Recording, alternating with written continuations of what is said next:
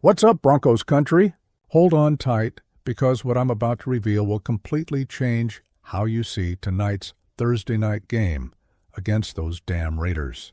While everyone's talking about the score, I've uncovered 5 bombshells that are going to explode in your face and turn this matchup into a real mile-high war.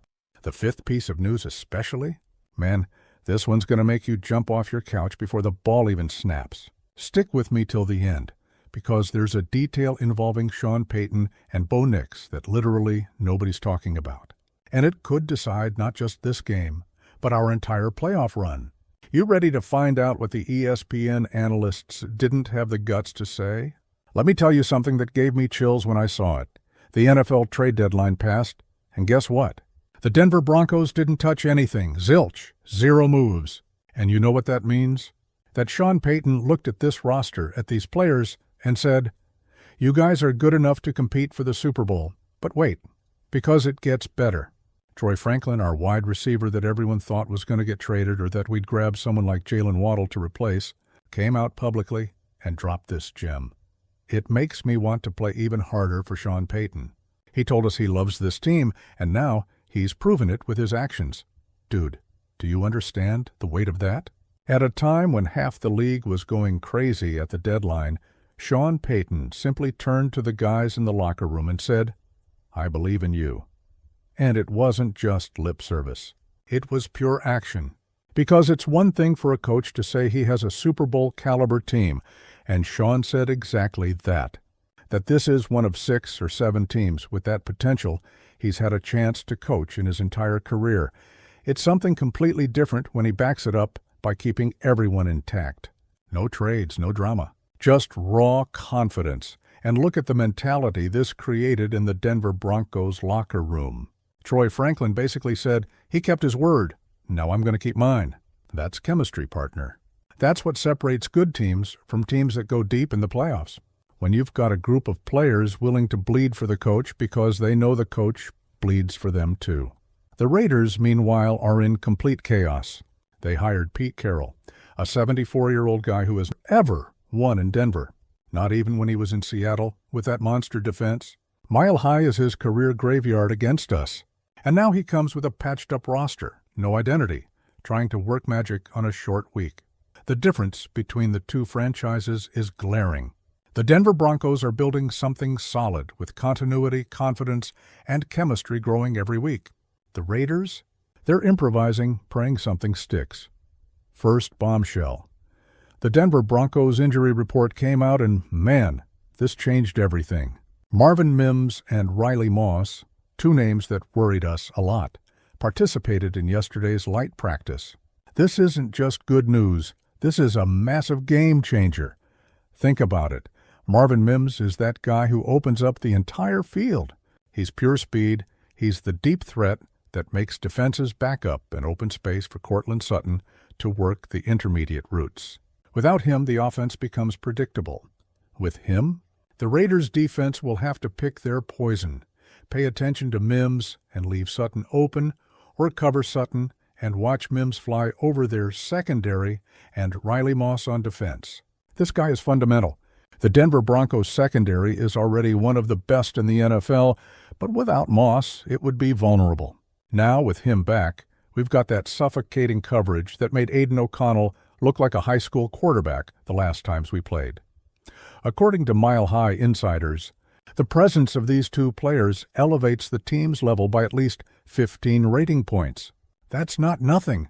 It's the difference between dominating and struggling.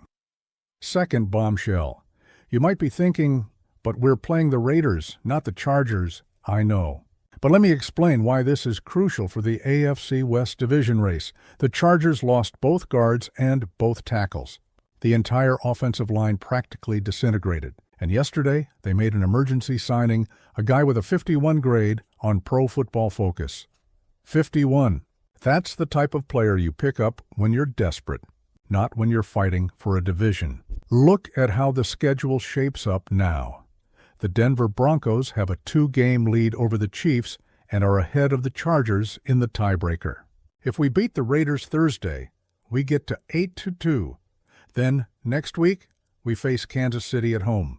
That's the game of the season, Meanwhile, the Chargers will struggle against any decent defense because Justin Herbert will be running for his life without protection. And we've already seen what happens when Herbert's under constant pressure. Interceptions.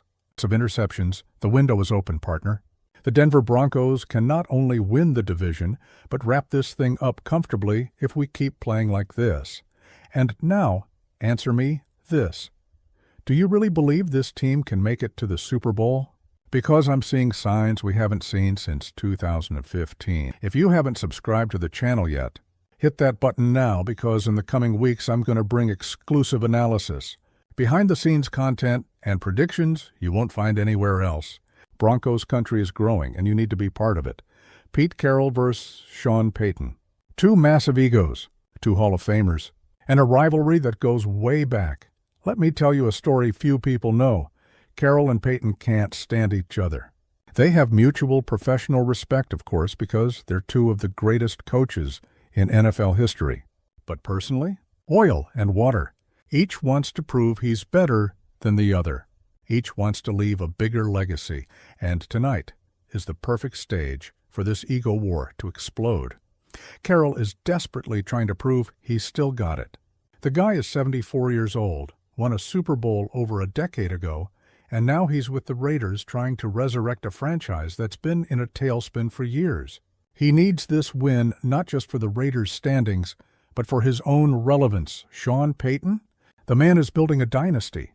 He took Bo Nix, a quarterback that everyone doubted, and turned the kid into one of the best rookies of the season. 17 touchdowns, only 6 interceptions, 7 wins in 9 games. These numbers don't lie. Third bombshell. And here comes the third news. Sean Payton is deliberately limiting Bo Nix. That's right, you read that correctly. And it's not just me saying it. Unbiased analysts, including experts who root for the Raiders, are admitting the biggest limiting factor for Bo Nix is Sean Payton's play calling. Payton is being overly cautious. He wants to control the game, use the ground attack, which is 7th in the NFL in rushing yards, and not let Bo Nix carry the team on his back. But here's the truth. Bo Nix is better than Sean Payton is allowing him to be. Look at what happened against Jacksonville. The Jaguars ran all over us because Sean became one-dimensional, putting the ball too much in Bo's hands and not establishing the running game. It was frustrating to watch, but today could be different. Because after that game, Sean Payton knows exactly what needs to be done. Run the ball, tire out the Raiders' defense, and use Bo Nix strategically to deliver fatal blows when windows open. And they will open, partner. Because the Raiders' defense is inconsistent as hell. They hold up in the first half and then completely collapse in the second. That's their pattern. Last week against Jacksonville was exactly like that. Held them in the first half, went into overtime tied, and lost. Fourth bombshell. Now let's talk real numbers. The Denver Broncos defense is among the best in the league. And what makes this even more scary is that key players like Riley Moss were out, and we still dominated games. Now imagine with everyone healthy. With Pat Certain, too, doing what he does best, erasing the opponent's best receiver from the map. With the pass rush pressuring the quarterback relentlessly. With the secondary blanketing all the routes, Aiden O'Connell and that pathetic Raiders offense won't know what hit them. Literally. And there's another crucial factor. We're playing at home. Mile High Thursday night. Short week for the Raiders traveling tired after overtime against Jacksonville. All the variables are in our favor. According to ESPN analysts, home teams on short weeks have a disproportionate advantage of almost 70%. That's not a coincidence. It's science. The visiting players' bodies don't have time to recover properly. Denver's altitude kills them. Mile High's deafening crowd intimidates. The Raiders will arrive here already mentally defeated before the ball snaps. The fifth and final bombshell, I know. It seems crazy to say this in November, but let me show you why this isn't just possible. It's probable. Look at the schedule we have ahead after the Raiders-Kansas City Chiefs at home next week. The game of the season. And the Chiefs just got badly beaten by the Bills with Patrick Mahomes playing poorly without a single touchdown. They're vulnerable. Bye week. Time to rest, heal injuries, and prepare strategies. Commanders without Jaden Daniels. They were a dangerous team with him. Green Bay Packers at home. They looked unbeatable until they lost to the Panthers. Inconsistency is their trademark. Jacksonville Jaguars at home. Strange, unpredictable team, but beatable. Chargers in the last regular season game at home, and as we already discussed, they'll arrive without an offensive line. Meanwhile, Kansas City has a tougher schedule ahead. The Chargers will implode with their destroyed offensive line. And the Raiders? Well, the Raiders are the Raiders. They'll fight for a wild card at best. The math is simple. If we win tonight, we get to 8-2. If we beat the Chiefs the following week, we're at 9-2 and practically seal the division, because then the lead becomes insurmountable. And here's the detail that nobody is talking about. Sean Payton knows this. He knows these next 2 weeks define the entire season. That's why he kept the roster intact at the deadline.